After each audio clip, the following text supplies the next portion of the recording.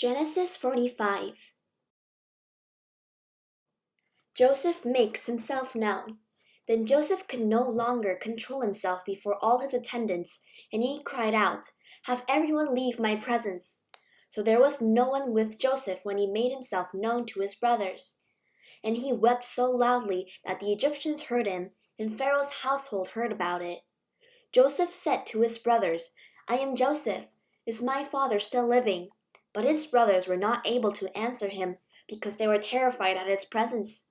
Then Joseph said to his brothers, "Come close to me." When they had done so, he said, "I am your brother Joseph, the one you sold into Egypt.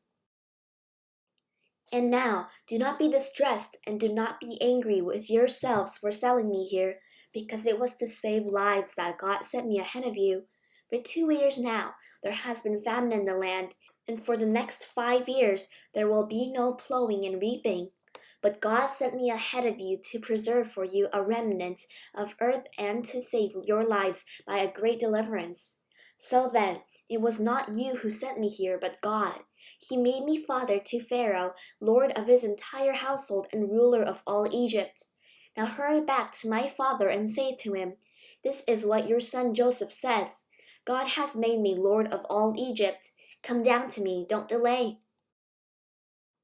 You shall live in the region of Goshen and be near me, you, your children and grandchildren, your flocks and herds, and all you have. I will provide for you there, because 5 years of famine are still to come. Otherwise, you and your household and all who belong to you will become destitute.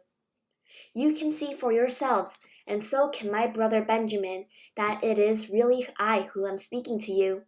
Tell my father about all the honor accorded me in Egypt and about everything you have seen, and bring my father down here quickly."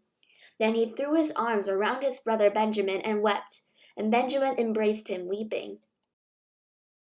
And he kissed all his brothers and wept over them. Afterward his brothers talked with him. When the news reached Pharaoh's palace that Joseph's brothers had come, Pharaoh and all his officials were pleased. Pharaoh said to Joseph, "Tell your brothers, do this. Load your animals and return to the land of Canaan, and bring your father and your families back to me.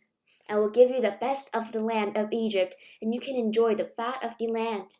You are also directed to tell them, "Do this. Take some carts from Egypt for your children and your wives, and get your father and come. Never mind about your belongings, because the best of all Egypt will be yours." So the sons of Israel did this. Joseph gave them carts, as Pharaoh had commanded, and he also gave them provisions for their journey. To each of them he gave new clothing, but to Benjamin he gave 300 shekels of silver and 5 sets of clothes. And this is what he sent to his father: 10 donkeys loaded with the best things of Egypt, and 10 female donkeys loaded with grain and bread and other provisions for his journey. Then he sent his brothers away, and as they were leaving he said to them, "Don't quarrel on the way."